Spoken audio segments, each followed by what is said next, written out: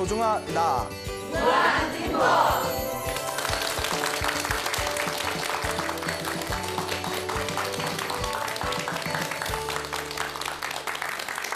예, 만나서 반갑습니다. 예, 광우 스님이라고 합니다. 그 어떤 분이 또 화계사에 이제 편지를 맡겨놓고 가셔가지고 예, 제가 또 한번 이 편지를 읽어드리겠습니다. 예, 미국에서 보내셨어요. 예, 뭐 오야? 예, 예, 그래요, 미국. 예, 광우 스님 안녕하세요. 저는 미국 LA에 살고 있는 줄리아라고 합니다. LA에 계시는 불자님께서 광우 스님 소나무 방송을 보라고 권유를 해주셔서 들어봤는데 너무 재밌어서 1회부터 듣고 있습니다. 너무너무 재밌어요. 친구들한테도 소개 많이 했어요. 제가 사실은 8월 달에 아침에 심한 교통사고가 나서 차가 뒤집어지고 그 자리에서 폐차가 되었어요. 그런데 아주 신기한 경험을 했는데 차가 뒤집어지는 순간에 누군가가 포근하게 저를 감싸 안아주는 걸 느꼈어요. 그래서 그런지 저는 너무 멀쩡했어요. 소방차 4대, 구급차 1대, 경찰차 1대 달려왔는데 제가 너무 멀쩡하게 살아있는 모습을 보고 다들 놀라는 것이었어요. 그때도 저는 스님의 소나무 법문을 들었어요. 너무너무 신기했어요. 부처님을 믿는 분은 저보고 부처님의 값이 받았네 하셨어요. 아무튼 저는 지금 아주 건강하게 살아있어요. 이번에 한국에 출장 왔던 차에 화계사에 와서 스님 만나 뵙고 인사하고 싶었는데 성지순례 가셨다고 하네요. 너무 아쉬워요. 제가 오늘 밤 비행기로 미국 돌아갑니다. 이제 내년 2월에 다시 한국 나오게 되면 그때 꼭 스님 찾아뵙고 인사드리도록 하겠습니다. 스님 항상 건강하셔요.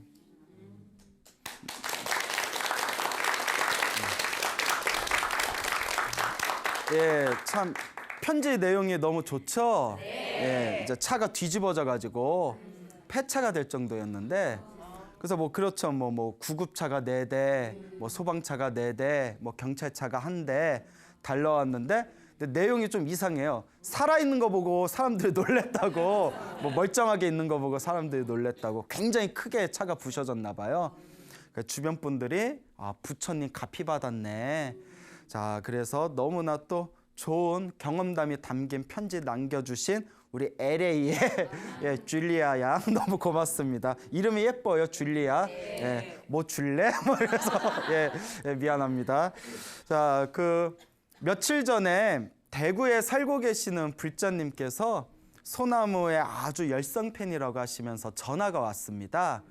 대구에 살고 계시는 그 성월스님이라는 법명을 가지신 보살님이셨는데요. 당신이 젊었을 때부터 절에 다니면서 기도를 많이 하셨나 봐요. 그 기도를 하시면서 엄청나게 많은 가피를 받으셨답니다.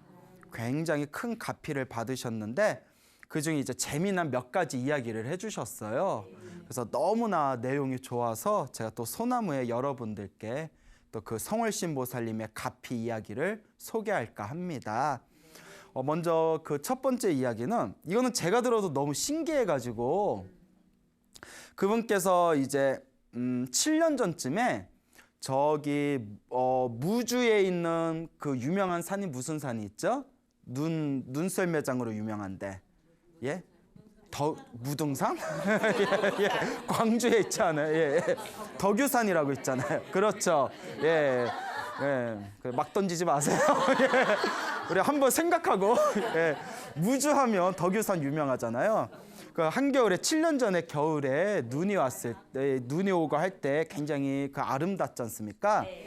그래서 이제 가족들하고 가족 여행을 갔었대요. 덕유산으로 이제 가족 여행을 떠났는데 이제 가는 길에 그 구미에 여동생이 살고 있었대요.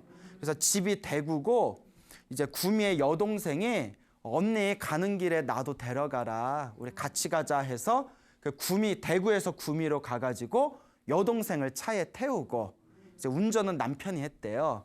그래서 이제 차에 태운 뒤에 김천 쪽으로 이제 빠졌답니다. 김천 쪽으로 빠지면서 이제 내비게이션에 찍었대요. 근데 내비게이션에서 가라는 대로 이렇게 쭉 가는데 우리 가끔 차에 달린 내비게이션이 가끔 엉터리일 때 있잖아요. 뭐 업데이트를 안 해줘서 뭐 그럴 때. 그래서 막 노래 부르고 같이 노래 부르고 막 야야야야 막 이러면서 쭉 가는데 이 고속도로로 빠져서 무주로 가야 되는데 국도로 빠진 것 같대요. 그래도 이제 내비게이션에서 가라는 대로 가니까 근데 이상한 이렇게 오솔길, 산길 비포장도로를 이렇게 올라가더래요. 그 오르막길에 가도 계속 차 한 대 지나지 않는 비포장도로 옆에 낭떠러지가 있는 산길을 쭉 올라가니까 분위기가 싸해지는 거예요. 여기 아닌가 봐. 이상하다. 내비에서는 분명히 이쪽으로 가라고 했는데 여기 아닌 것 같은데? 근데 어떻게 길을 이렇게 틀 수가 없더래요. 옆에 이제 낭떠러지니까. 가다 보면 길이 나오겠지. 그래서 하염없이 오르막길을 올라갔대요. 그 김천 쪽에 있는 산길에 옆에 낭떠러지, 절벽 같은 낭떠러지가 있고 완전 비포장도로에 오르막길 산길을 하염없이 올라갔는데 가다 나중에 막 눈이 펑펑 쏟아지더래요. 그래서 그때가 낮이었는데 아침이었는데 눈앞이 보이지 않을 정도로 시커매가지고 막 한방눈이 막 떨어지더랍니다. 그 이제 겁이 나기 시작하더래요. 이거 어떡하지? 옆에 또 낭떠러지 있고 또 남편이 운전을 그렇게 잘하는 편이 또 아니셨대요. 그래서 뭐 하염없이 이제 가다가 너무 무서워서 속으로 하염없이 관세음보살을 불렀대요. 관세음보살. 사람이 신기한 게 재밌는 게 평소에 마음 편안할 때 기도할 때보다 뭔가 힘들거나 괴롭거나 다급할 때 기도가 사실 집중이 더 잘 돼요. 평소에는 관세음보살 기도할 때 뭐 오거나 말거나 관세음보살 이렇게 연불 하는데 정말 다급한 일이 생기면 관세음보살님 당장 안 오면 나 죽어버릴 거야 뭐 이런 심정으로 관세음보살 이렇게 외치잖아요. 근데 그 암암리에 차 안에 있는 사람들이 다들 속으로 연불을 했던 것 같아요. 자기도 막 관세음보살을 하염없이 불렀는데 가다가 그 왼쪽에 이렇게 그 흙 무더기가 이렇게 쌓여 있더래요. 아마 공사하다가 중간에 트럭에서 이제 흙을 이렇게 쏟아 놓은 듯한 흙 무더기가 이제 왼쪽에 있었는데 그쪽을 딱 이렇게 슬금슬금 올라가는 찰나에 차가 180도로 휙 돌더래요. 저절로 180도로 휙 돌더래요. 이렇게 차를 우회전해서 꺾은 게 아니라 차가 이렇게 애기가 장난감을 들고 이렇게 휙 돌리듯이 차가 180도로 휙 돌더래요. 그래서 제가 처음에 무슨 말인지 이해가 안 돼서 남편이 옆으로 꺾으셨다고요? 아니 남편은 안 꺾고 차가 저절로 180도로 차체가 휙 돌았어요. 그래서 제가 무슨 말인지 못 알아들어서 그러니까 그 말이 안 되잖아요. 그래서 이제 제가 무슨 말인지 몰라서 남편이 핸들을 꺾었다고요? 안 꺾었다고요? 그걸 여쭤보니까 남편이 핸들을 꺾지 않았는데 차가 저절로 휙 돌았다는 거예요. 그래서 제가 다시 이렇게 말씀드렸죠. 보살님, 말씀을 신중하게 하셔야 된다고. 이거 방송에 나가야 되는데 이상하게 허황된 얘기하면 내 이미지에도 안 좋다고. 불자로서 솔직하게 얘기해달라고. 그래서 이제 하나하나 따졌어요.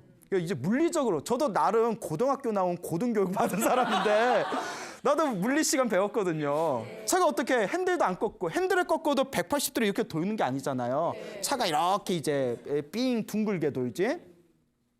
남편이 핸들을 꺾었습니까? 안 꺾었습니까? 예, 안 꺾었습니다. 차가 둥글게 옆으로 돈 겁니까? 아니면 차체 자체가 휙 돈 겁니까? 예, 차체 자체가 휙 돌았습니다. 그게 말이 된다고 생각합니까? 그럼 내가 무슨 청문회하는 것도 아니고. 그래서 차 안에 있는 사람들 다 놀랐대요. 운전을 하던 남편도 놀라고 옆에 있던 부인분도 놀라고 여동생도 놀라고 그 차 안에 있던 가족들이 다 놀랐다는 거예요. 차가 180도로 휙 돌아버리니까. 그러니까 순식간에 그냥 몇 초 만에 그냥 차가 휙 하고 돌았대요. 그래서 너무 놀래가지고 놀란 건 놀란 거고 어차피 차가 돌았으니까 이때다 싶어가지고 천천히 이제 무사히 그 원래 출발했던 곳으로 잘 내려왔답니다. 그리고 다들 이제 어안이 벙벙한 거예요. 그래서 이제 차를 무사히 밑으로 내리고 나서 여동생이 다들 놀래가지고 신기하다, 이게 어떻게 된 거야, 이게 무슨 일이야 하다가 여동생이 우리 이렇게 된 거 덕유산은 못 가고 금오산이라도 놀러 가자 이러더래요. 그러니까 요 보살님이, 언니 되는 보살님이, 성월신 보살님이 그런 소리 하지 말아라. 차가 휙 돈 거 못 봤냐? 부처님이 집에 돌아가라고 돌려주신 거 아니냐? 부처님이 집으로 그냥 가라는 부처님의 이거는 가피다. 너 집에 바래다 줄 테니까 어디 딴 데 가지 말고 너 집으로 바로 들어가라. 부처님이 집으로 가라는 뜻이다 해가지고 구미 쪽에 내려주고 집으로 딱 들어왔대요. 집으로 돌아와서 딱 침대에 누웠는데 시계 보니까 낮 1시더래요. 그러니까 아침에 오전에 있었던 일이 완전 꿈과 같더래요. 그 남편하고 그 얘기를 하는 거예요. 차가 어떻게 그렇게 돌 수가 있냐고. 운전한 남편도 나도 모르겠다고. 여하튼 그래서 이런 이야기를 가끔씩 생각날 때만 할 때마다 정말 신기하다, 신기하다. 아무리 생각해도 이거는 그 차 안에서 연부를 열심히 해가지고 부처님 가피 받은 것 같다고 이제 그런 이야기를 들려주셨습니다. 그리고 이 보살님께서 또 기도를 많이 하셔서 가피를 많이 받으셨다고 말씀드렸죠. 이분께서 오래전부터 지병이 있었대요. 그래서 방광염이 굉장히 심했답니다. 방광염 아세요? 방광염? 걸려 보셨어요? 왜요? 사람이 살다 보면 방광염 걸릴 수도 있죠. 난 안 걸려봤다. 근데 그게 되게 골치 아프다면서요. 그래서 걸린 지 한 수십 년이 되셨는데 약이 되게 독하대요. 한 달에 한 번씩 이렇게 약을 타오는데 굉장히 약이 독하고 문제가 나을만 하면 재발하고 나을만 하면 재발한대요. 이게 되게 골치가 아프대요. 되게 피곤한 병인가 봐. 근데 이분께서 이제 어느 날 1년 전쯤인가 이렇게 꿈을 꾸셨답니다. 평소에 이제 기도를 매일 해오시다가 꿈을 꿨는데 꿈이 너무나 생생하더래요. 꿈속에서 자기 이렇게 소변을 봤답니다. 이렇게 바지를 벗고 팬티를 벗고 이렇게 소변을 시원하게 소변을 보는데 소변이 쪼르륵 나오는데 좀 느낌이 이상하더래요. 꿈속에서 뭐지 하고 이렇게 봤는데 소변에서 긴 지렁이가 막 쏟아지더래요. 긴 지렁이하고 벌레가 막 쏟아지더랍니다. 놀래가지고 어머 이게 뭐야 하고 꿈에서 딱 깼대요. 근데 그때까지만 해도 그분이 이게 무슨 꿈인 줄 모르고 몸에서 벌레가 나오니까 막 찝찝해가지고 이게 나쁜 꿈이라고 생각했대요. 어머 뭐 안 좋은 일이 생기려나? 소변을 보는데 막 긴 지렁이가 막 쏟아지니까 소변줄기에 뭐 지렁이 꿈 먹은 것도 아니고 그러니까 이거 나쁜 꿈인가 이렇게 생각하는데 그 꿈을 꾸고 나서 이렇게 일어났는데 몸이 너무 개운하더래요. 그리고 이 방광염이 있으면 항상 아랫배 쪽이 이렇게 좀 텁텁하고 묵직한 느낌이 드는데 그게 없이 아랫배가 시원하고 상쾌하더랍니다. 그래서 희한하다 하다가 그 꿈 꾸고 나서 방광염이 싹 사라졌대요. 지금 1년 동안 방광염이 재발이 안 되고 있어요. 괜찮아요? 그래서 이분이 이게 무슨 꿈인 줄 모르다가 소나무를 보고 나서야 소나무에 제가 이렇게 그 몸에서 벌레 나오는 꿈을 꾸면서 병이 나은 이야기 해드렸잖아요. 며칠 전에는 능엄주 외우셨던 분이 오른팔 마비된 데에서 꿈에서 오른팔에서 실지렁이가 나오는 꿈을 꾸고 나서 오른팔이 나았다. 그새 기억 안 나요? 기억나죠? 그러니까 제가 소나무 이야기하면서 꿈 이야기하면서 꿈에서 뭐 몸에서 더러운 게 빠져나가는 거 막 대소변을 시원하게 둔다거나 몸에서 벌레나 무슨 찌꺼기 같은 게 빠져나오는 거는 업장소멸 꿈이다. 이런 걸 소나무에서 몇 번 말씀을 드렸거든요. 요 성월신 보살님 불자님이 나중에서야 소나무를 보시고 나서 그때 그 꿈이 업장이 소멸하는 꿈이었구나.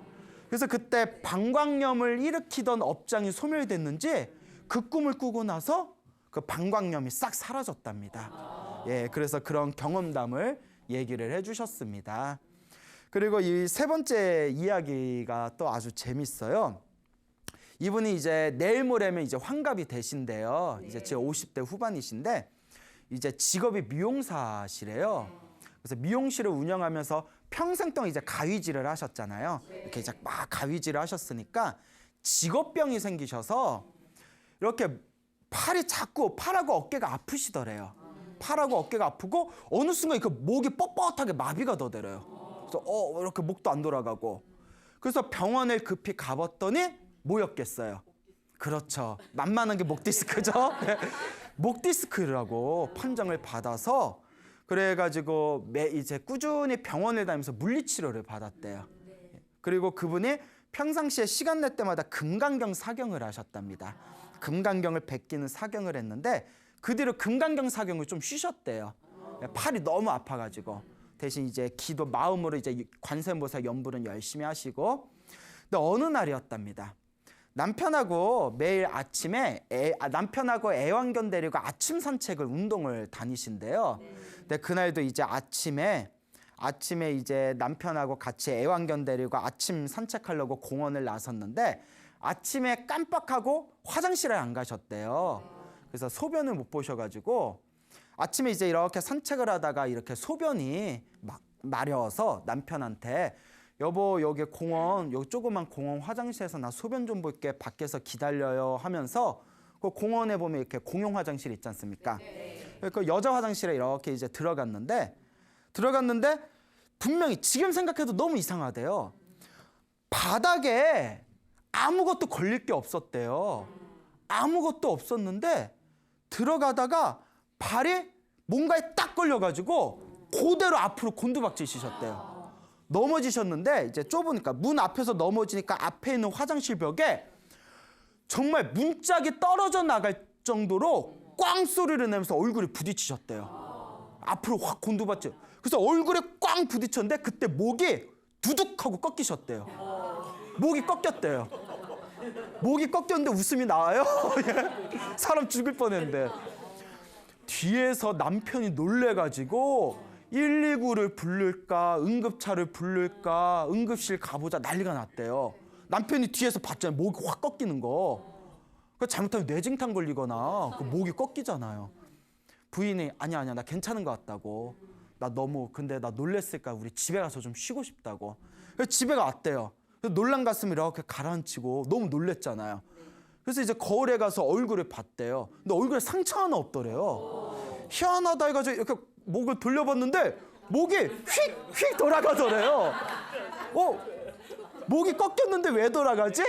휙휙 목이 돌아가서 그 화장실에서 넘어진 이후로 목 디스크가 싹 나으셨대요.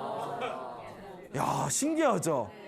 그래서 여러분 목 디스크 있는 분은 어디 가서 넘어지시라? 네, 화장실 가서. 네, 그렇다고 진짜 화장실에서 넘어지시면 안 돼요. 너무 신기하죠? 예, 넘어져도 어디? 공용 화장실에서. 그래서 이거 진짜 부처님 갚인 것 같다고. 그러니까 근데 이분이 정말 기도를 많이 하셨나 봐요. 남들은 평생에 한 번 경험해보지 못할 걸 3번이나 경험했잖아요. 그래서 차체가 180도 핸들을 꺾지도 않았는데 180도로 휙 돌아서 무사하게 집으로 돌아온 이야기. 방광염이 굉장히 심했는데 그 꿈에서 소변에서 지렁이가 흘러나오는 쏟아지는 꿈을 꾸고 나서 방광염이 싹 나은 이야기. 그리고 목 디스크가 심했는데 어디에 부딪혀서? 화장실 문에 부딪혀서 목이 꺾여가지고 디스크가 나은 이야기.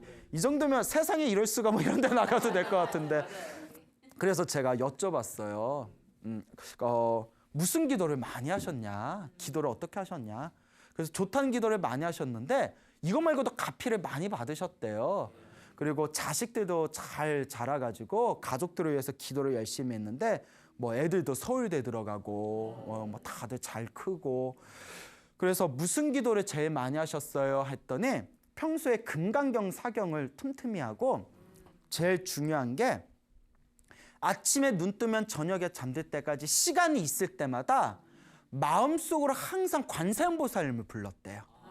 예, 일할 때는 일하고 볼일 있을 때는 볼일 보되 항상 시간이 남을 때마다 항상 관세음보살 연부를 했었다.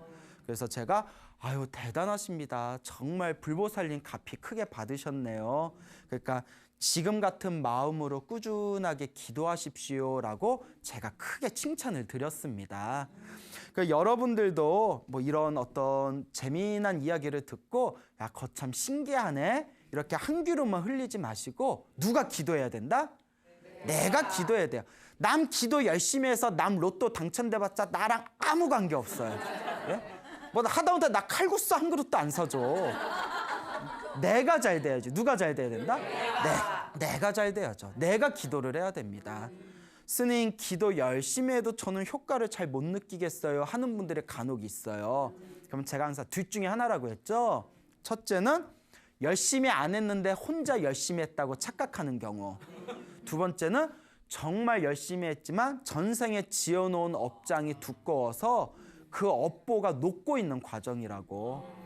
제가 항상 드리는 말씀이 당장의 기도의 효험과 효과에 일희일비하지 말고 차분한 마음으로 불보살을 믿는 그 확신과 믿음의 마음으로 꾸준하게 기도를 닦아나가다 보면 분명히 여러분들에게도 은은한 가피가 있을 것이다. 꼭 명심하시길 바랍니다. 네. 알겠죠? 네. 자, 그리고 또 어떤 불자님에게 또 재미난 이야기를 들었습니다.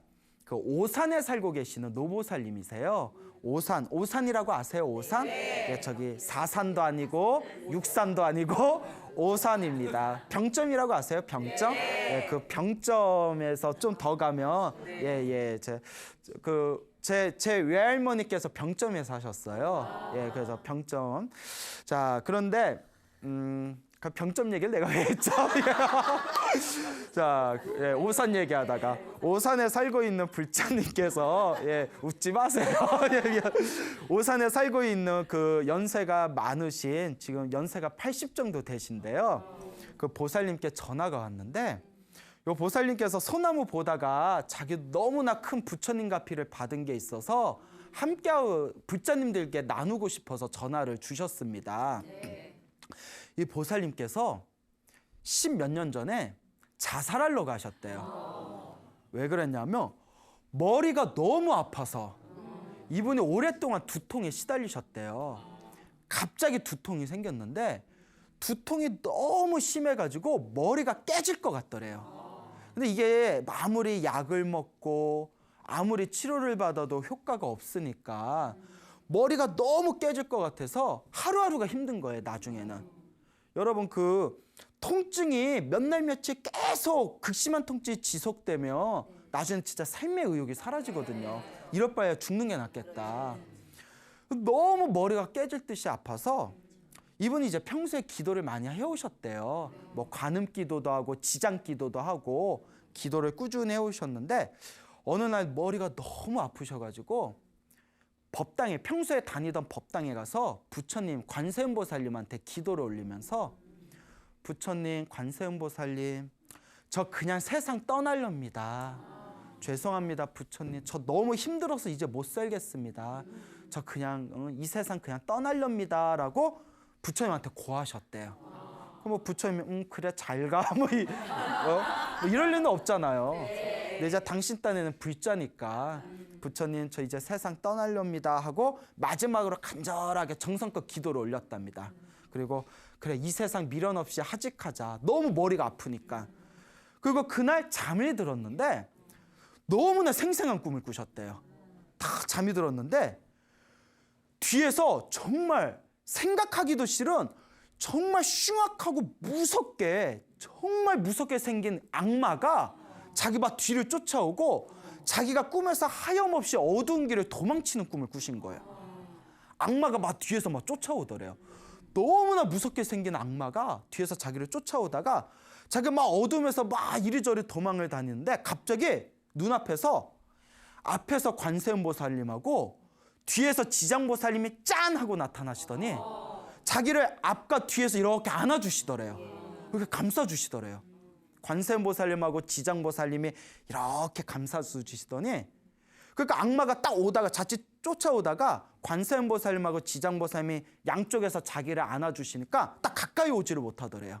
그래서 악마가 가까이 오지 못하고 대신 자기를 호신탐탐 이렇게 노려보고 있더랍니다. 가까이는 오지 못하고 이렇게 노려보고 있을 때 요 보살님이 관세음 보살님하고 지장 보살님이 이렇게 안아주고 계셨다고 했잖아요. 갑자기 보살님이 하늘을 우러러 보면서 석가모니불 하고 외쳤대요. 뭐라고 외쳤다고요? 예, 석가모니불 뭐 도와줘요 손오공 뭐 이게 아니라 석가모니불 하고 외쳤는데 갑자기 우주를 꽉 채울 만큼 큰 석가모니 부처님이 나타나시더래요. 허공에 석가모니 부처님이 싹 나타나더니 빛을 확 뿜어내시면서 갑자기 그 하늘에 있는 석가모니 부처님이 악마를 향해서 뭐라고 하시냐면 누가 내 자식을 괴롭히느냐 이러더래요. 누가 내 자식을 괴롭히느냐. 예. 그러니까 악마가 깜짝 놀라면서 그 자리에서 도망을 쳐버렸대요. 그리고 잠에서 딱 깼답니다. 야, 신기하다. 너무나 생생하니까.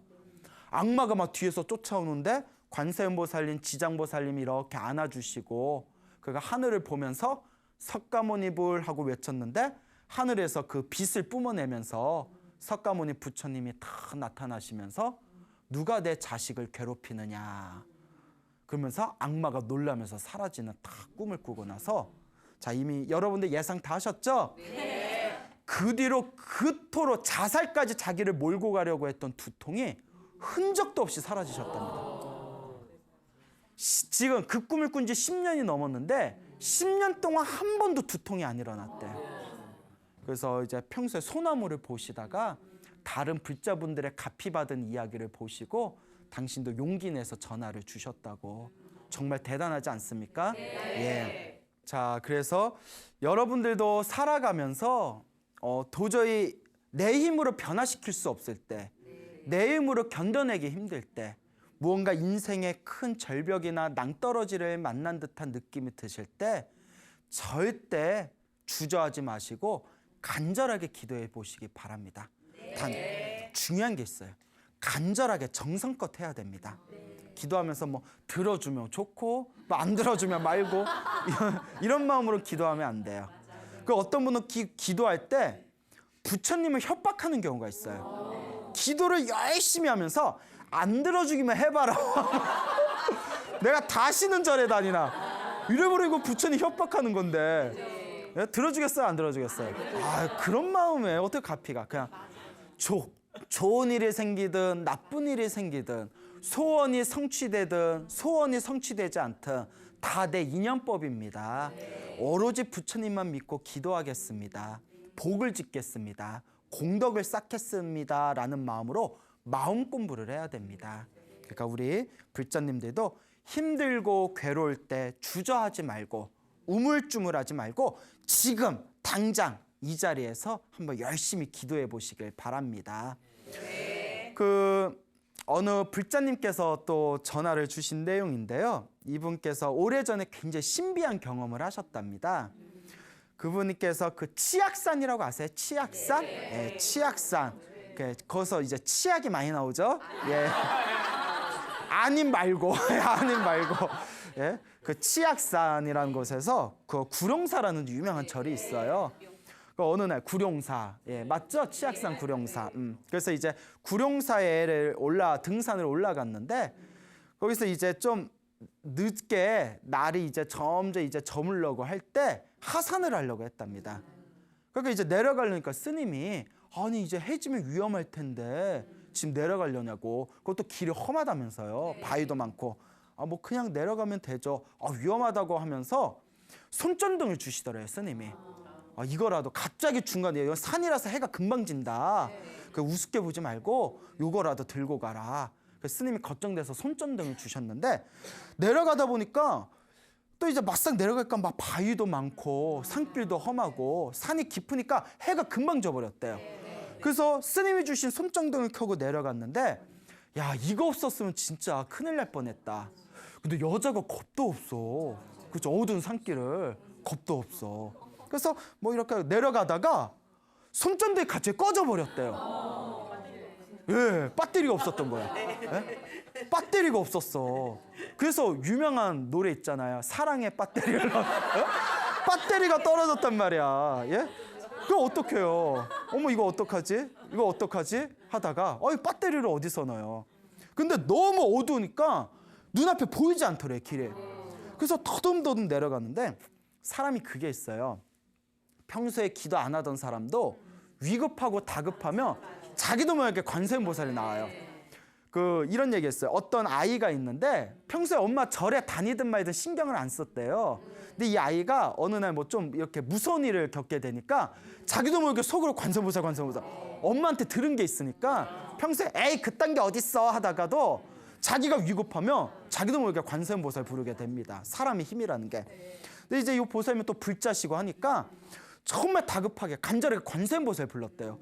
이거 길이 어두워서 어떡하지 하고 주춤주춤 내려가서 관세음보살 이렇게 연부를 했는데 하늘에서 마치 달빛이 이렇게 비춰주는 것처럼 딱 자기가 걸어갈 길이 환해하더래요. 그런 경험 처음 해봤대요. 딱 자기가 가야 할 산길이 환하게 이렇게 길이 비춰지더래요. 그래서 이게 웬열? 막 이러면서 이게 웬일이지? 그 빛 따라서 그 환한 길을 따라서 산을 무사히 내려왔대요. 산을 무사히 그냥 내려오면서 계속 관세음보살 외운 거예요. 관세음보살 하염없이 연불 하면서 이렇게 밑으로 쑥 내려오다가 다 산길을 다 내려오고 나서 그때서야 한숨을 푹 내쉬고 뒤를 딱 돌아봤더니 산길의 흔적도 없이 아예 시커멓게 보이지가 않더래요. 그래서 지금 생각해도 내가 이 길을 어떻게 내려왔을까 너무 생각해도 신기하다고 이렇게 불자님께서 그런 어떤 신비한 가피의 이야기를 전해주셨습니다. 그러니까 여러분들도 어디 길 갈 때 전등이 없거나 혹은 뭐 손전등이 뭐 고장났거나 혹은 뭐 저기 휴대폰에도 손전등 기능 있잖아요. 어플이 있죠. 그것도 막 이제 뭐 배터리가 다 닳았거나 그럴 때 두려워하지 마시고 누구를 간절하게 불러라? 관세음보살을 간절하게 불러. 그 너무 무서우면 큰 소리로 악을 지르면서 관세음보살 큰 소리로 악을 지르면서 길을 걸으면 주변 사람들이 야, 쟤 건들지 마, 쟤 건들지 마. 야, 제정신 아니야. 이것도 또 하나의 좋은 방법이에요. 미친 사람 쉽게 안 건들거든요. 그냥 미친 듯이 악을 쓰면서 관세음보살 부르면 또 그런 어떤 힘이 보호해 줄 겁니다. 그래서 제 주변에도 그런 어떤 위급한 일을 당했거나 그런 무서운 일이 있을 때 간절하게 그렇게 관세음보살이나 지장보살을 불렀더니 그런 위기를 지혜롭게 모면했다라는 그런 이야기를 많이 들었거든요. 그런 어려운 일이 있을 때 항상 기도하는 마음을 가지시기 바랍니다. 그래서 이와 같이 우리 불자님들 주변의 기도의 가피 이야기를 들어보면 정말 이런 신비로운 체험을 하신 분들이 많아요. 그래서 저희가 소나무가 거의 140회 가까이 이제 진행되고 있는데 140회 동안 진행되면서 가피받은 수많은 불자분들의 이야기라든가 제보를 받게 되었을 때 저도 놀란 게 이렇게 체험한 분들이 많았구나. 부처님 기도를 열심히 해서 이와 같은 가피와 체험을 받은 분들이 많았구나. 그리고 또 재미난 게 평소에 불교에 관심이 없다가 소나무를 보고 나서 나도 기도 한번 해봐야 되겠다 하고 기도 열심히 해서 가피 받았다는 이야기도 자주 들어요. 그랬더니 제가 또 그렇게 기분이 좋아요. 평소에 불교에 관심이 없고 기도에 관심이 없다가 그 소나무 보고 저 스님이 거짓말할 관상은 아닌 것 같고 한번 믿어보자. 원래 사기꾼들의 얼굴은 좋아요. 그래서 열심히 기도했는데 스님 저도 그런 체험이나 가피를 받았습니다. 경험했습니다. 라는 분들을 보면 정말 이 기도의 가피라는 게 분명하구나 라는 그런 어떤 확신을 얻게 됩니다. 근데 제가 항상 드리는 이야기가 있습니다. 이게 남 얘기가 되어서는 안 돼요. 누구의 이야기가 돼야 된다? 나의 이야기가 되어야 된다. 나의 이야기가 돼야 됩니다. 이런 소나무를 보시고 어느 보살님께 전화가 왔어요. 스님, 소나무 지금까지 다 열심히 보고 있습니다. 스님, 근데 저도 스님 방송 보면서 오랫동안 기도 열심히 했는데 제가 기도하면서 저도 기도를 많이 한 것 같은데 저는 효과를 못 봅니다. 가피를 못 받았습니다. 스님, 저 왜 그럴까요? 이러시더라고요, 보살님이. 그래서 그래요? 기도는 꾸준히 해야 됩니다. 무슨 기도 하셨는데요? 기도를 어떻게 하셨는데요? 하고 여쭤보니까 매일 천수경 한 편씩 읽고 관세음보살 하루에 108번씩 했어요 이러더라고요. 그래서 제가 목구멍까지 넘어온 소리가 꼴랑? 아니 천수경 한 번 읽고 관세음보살을 1080번이나 10,000번도 아니고 몇 번? 108번. 관세음보살을 108번 읽고 효과가 있어요 없어요 하면 이거 안 되거든요. 정말 내가 엄청난 내 몸과 마음의 변화를 느끼고 가피를 얻으려면 정말 집중해서 몰입해서 해야 됩니다. 그래서 내가 보살님한테 꼴랑 이러면 또 보살님 상처받으실까 봐 나도 모르게 목구멍까지 꼴랑 하려다가 아우 콜라 먹고 싶어 이렇게 그러면서 뭐라고 했냐면 보살님 하루에 천수경 한 번씩 읽고 관세음보살을 하루에 108번이라도 염불하신 거는 되게 좋은 겁니다. 하지만 보살님의 무거운 업보를 소멸하고 정말 간절하게 소원을 성취하고 싶다면 더 하셔야 됩니다. 그랬으면 얼마나 해야 돼요? 이래서 최소한 관세음보살 하루에 1만 번 이상씩 하시고 시간 여도 이러신다. 기도를 안 해봤다는 증거예요. 예. 하루에 1만 번 이상씩은 하시고 시간 되면 주말과 시간 넉넉할 때는 3만 번씩 한번 확 밀어붙여야 됩니다. 그렇게 오래오래 하셔야 됩니다. 했더니 내가 1만 번 이랬더니 이러시더라고요. 1만 번이요? 이러시더라고요. 그래서 보살님 기도를 내가 하고 싶은 거 다 해가면서 기도 조금 하는 것 갖고는 진짜 가피 얻기 어렵습니다.